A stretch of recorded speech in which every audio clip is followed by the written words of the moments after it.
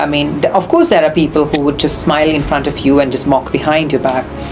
But the people who are in connection, I mean, who are always consistently in my friend circle, they've always wanted me to go in this path, and they've always been, praying for me and cheerleading me, and they've always been very happy.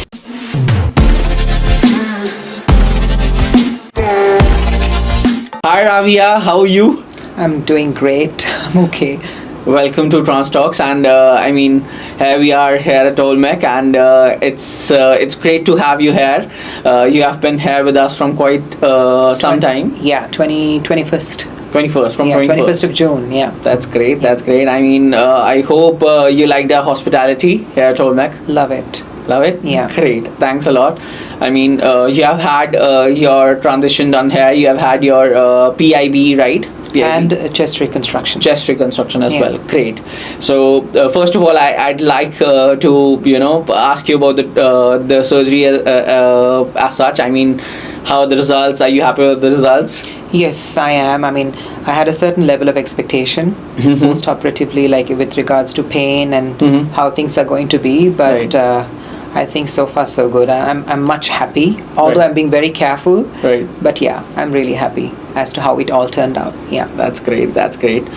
So, I mean, moving away from the transition and the surgical part. So, I just want to ask you. I mean, coming here, taking such a big step. You are a doctor yourself.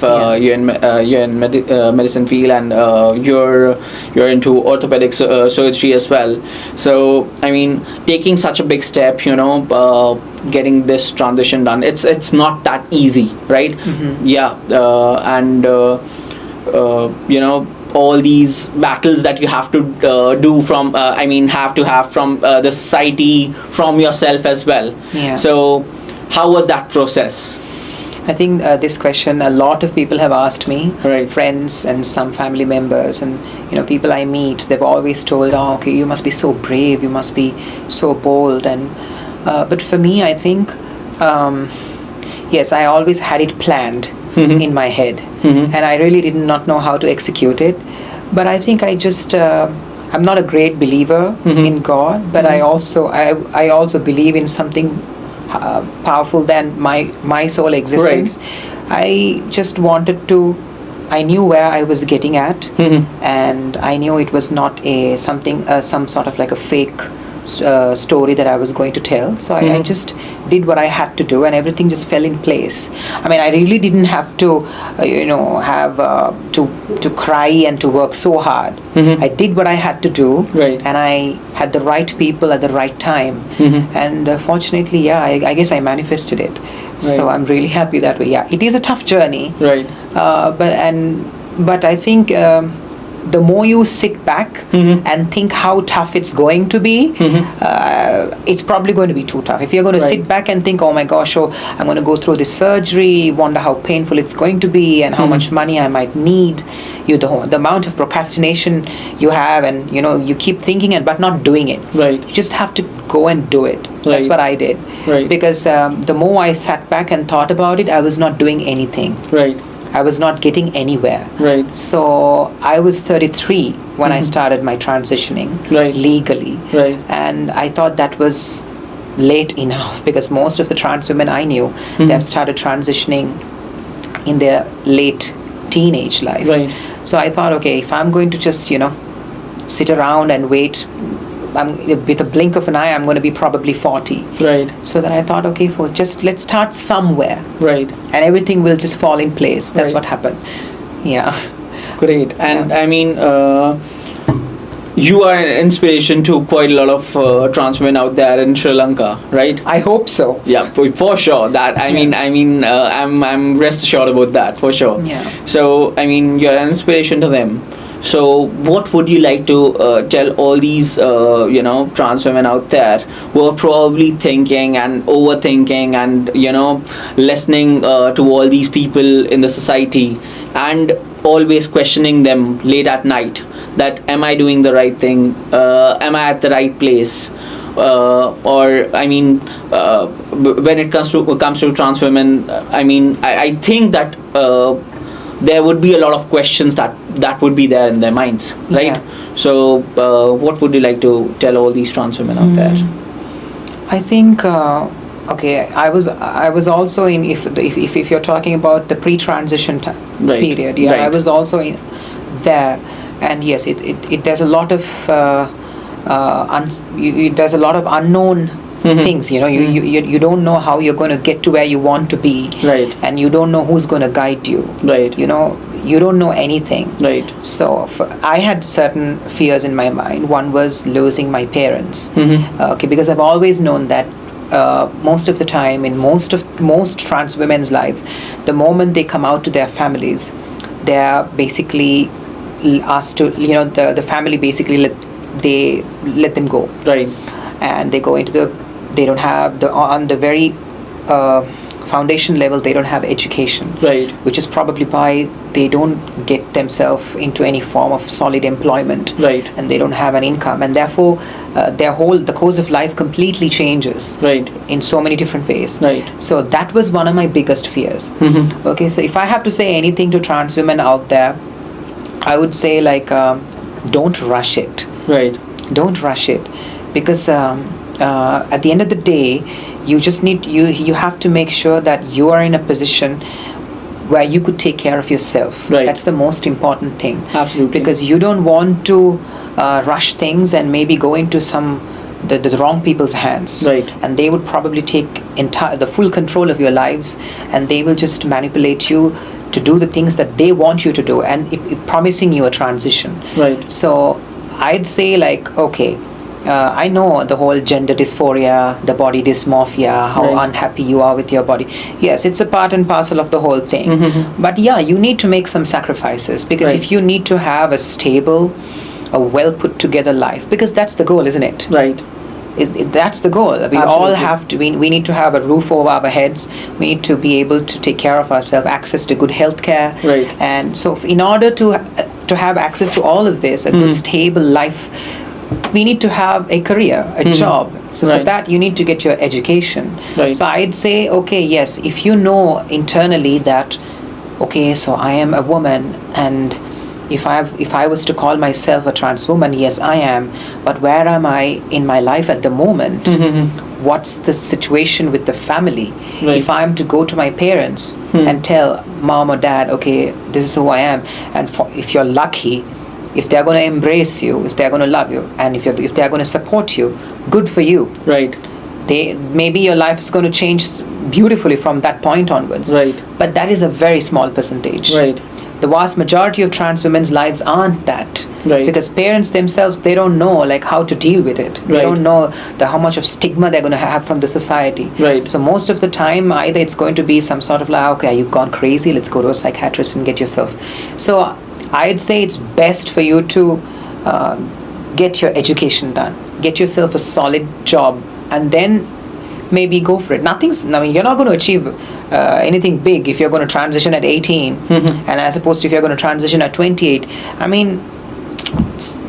In terms of maybe physical appearance, maybe you'll be a little bit more feminine, Right. maybe a little bit more beautiful. But I'd say if you can have all of that, but if you're not going to be happy, Right. if you're not going to be in a very stable place in life, what's the point? Absolutely. That is how I look at it. Right. I want my trans sisters to also to take that and be that, because we have to be a part of the society. Right. We shouldn't be this exclusive entity. Right. Okay, this is one category. Right. No, we shouldn't be separated, and we shouldn't be treated always, okay, they're trans women. No, Right. we are all one. We make the society. Right. So that is how it has to be seen. Because when I became a doctor, and when I started working as a doctor and after transitioning, and I'm working in a very conservative place in the country, the eastern side of the country. Right. And I did not know how I am going to go there and how I'm going to make people understand who I am.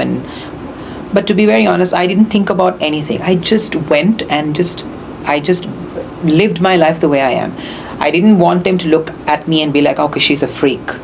You know what? Okay, she's weird. Right. No.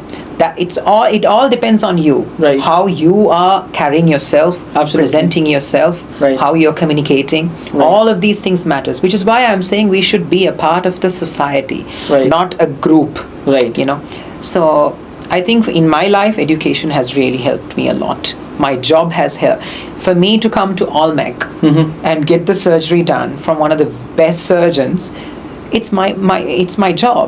Right. It's my salary. Right. So otherwise, how else would I be able to do it? Right. I mean, I feel safe. I know that I won't be butchered.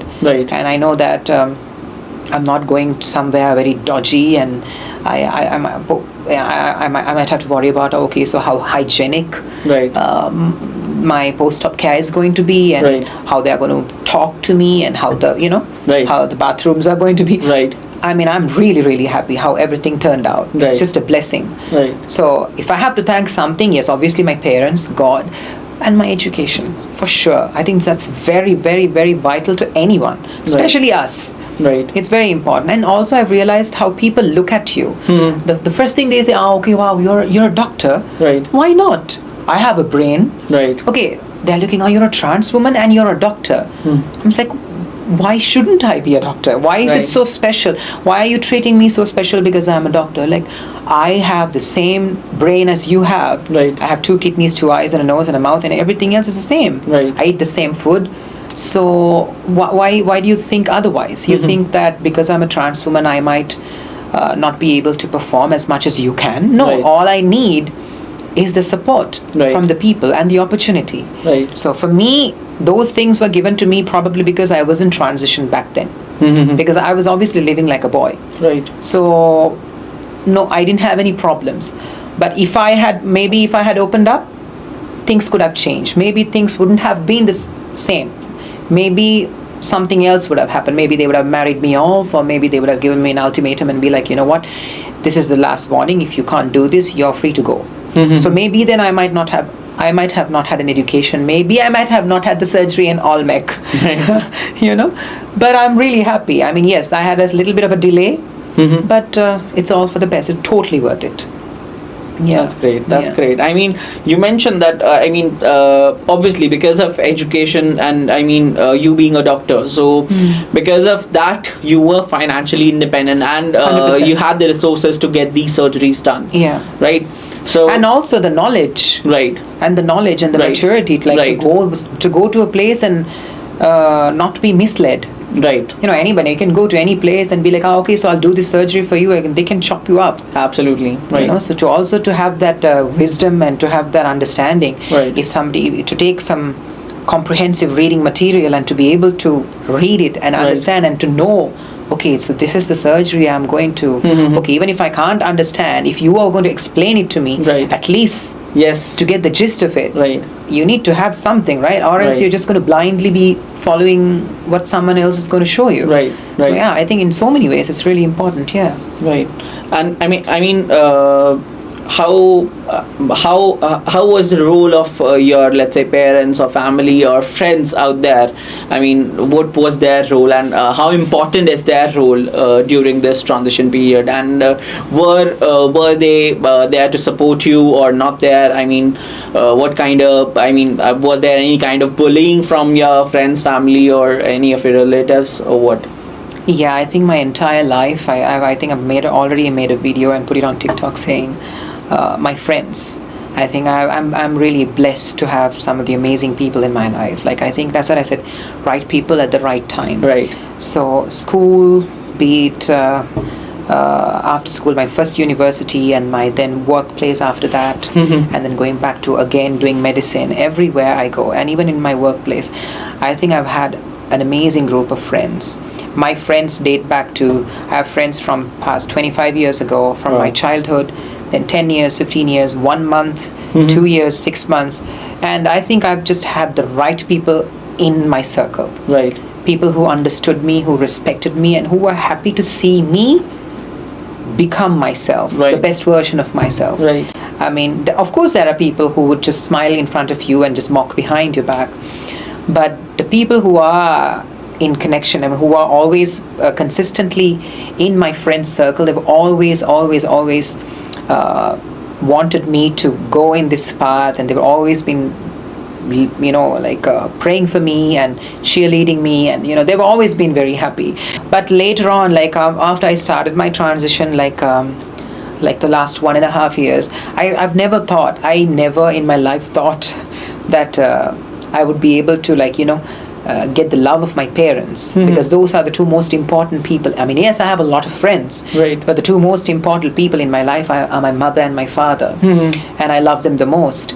And to this day, I don't know. It's their love has been unconditional, Right. and I'm surprised because although they don't know, they believe, they have faith in me. Right. Okay, she knows what she's doing. Right. She's put a lot of thought into this. Her decision making has always been right for her. Right. She has, because everything that I've done in my life is purely my decisions. Right. So they've put a lot of faith, and they know. They didn't even question me. Okay, where are you going? Which doctor? Which hospital? Which surgeon? Are you sure? Is this place safe? Right. Nothing. And in fact, I get mad because I'm like, why aren't you asking me anything? Aren't you not bothered? I'm going abroad. I'm going for a major surgery. Don't you have anything to ask me? What if something happens to me? What if I come home dead? Are you okay? They just trust me. They just Right. blindly trust my decisions. They know that everything will work out. They have faith for me. They're only like, you know what? We are praying for you. Right. We love you. We are praying for you. And we know that you got this. And I think that's all that matters, right? Exactly. So, I mean, because the father that I knew for the past 30 plus years, I mean, when I see my father, I'm really scared. In my household, we were disciplined in a certain way. But for him to embrace me the way I am and love me and has nothing to say, he just loves me. I'm shocked. I'm like, is this the person I used to know? Right. And my mom, obviously, I'm her favorite child. Right. So nothing's going to change. But yeah, that if anybody asks me what's the biggest achievement in your life, I'd say it's my parents. Wow. Yeah, it's my parents, because I think that's the one thing that I have really thrived for. Even starting my transition, I had my doubts. I'm like, what if I lose them? Right. That will be the most difficult. I don't mind losing anyone else. My siblings, I don't care. But my parents, it was very important to have them in my life. Right. But I think I'm really lucky or fortunate that they're still in my life, and they will be in my life. I'm so glad. Yeah. I think people just follow a pattern of life that the ancestors have created for us. Right. It's just the same vicious cycle going around and around, okay? Right. You're born, you study up to a certain age, you're mature, you find a partner, you get married, you have children. It just keeps going on that way. Right. But that is not how it is. Right. People really don't understand that they have a special purpose in this Right. life. Right. It doesn't have to be something that brings you a huge amount of money. Right. But I'm saying, I think all of us are very special to that higher power. Right. And we are all brought here for a reason. Right, absolutely. And we need to really, I don't know if I have found that in myself, but I know that I always ask God, you know what, use me. Use me for a better purpose. Right. If I can change one person's life, if I can have an impact on just one person's life, and I mean, that would be, my entire life of living here. I mean, I would feel really happy about it. So I'm always asking, you know what, use me. You've given me so many gifts. You've given me certain assets. It's up to you to help me utilize them so that you can use me for a better purpose. So, because otherwise people are just going to be very comfortable. Right. Blindly obeying and following things that have been told. Right. Okay, so this is how you should live life. There's Right. just one blueprint. This is how you have to follow. Right. No, it is not. I mean, now things are changing, Right. fortunately, but that is not how it is supposed to be. Right. I mean, yeah, it's. I mean, I think we're all very, very unique. So yeah, I mean, you were talking about the blueprints, and like I said, I mean, I don't think there has to be a blueprint of anyone's life, and you should live your life in your own way. And thank you so much, Rabia, for being here. I mean, from all of Olmec's family and myself. I thank you to choose us to be a part of this amazing transition journey of yours, and I wish you all the best for the journey ahead as well. Yes, and I also should thank Olmec a lot, because I think this is like the last step in my Right. transition, and it's the most important. Right. And I think I put a lot of thought and a lot of planning into it, and I'm so happy that I did it here, because in every aspect the service that was given to me was more than I expected, and most importantly, I feel safe, and yeah. So I'm really, really happy that I got it done here, and yeah, I'm so happy to see how things are going to change in my life from now onwards. Yeah. I mean, I wish you all the best for that, Thank you so and much. and I wish there would be a lot of Sri Lankan trans women who would be seeing 100%. this podcast and would be inspired by your journey. Sure. I mean, I'll take that as a responsibility, because I think what Sir does. I mean, when I say Sir, I'm referring Right. to Dr. Dr. Narendra Kaushik, Kaushik. yes. Yeah. So like he does an incredible job. He knows what he's doing. Right. So of course, yes. Yeah. I mean, you wait and watch. Perfect. Thank you so much, Rabia. All Yeah. the best, and thank you so much for making us be a part of your journey. Thanks a lot, and take care. All the best. All right, my pleasure.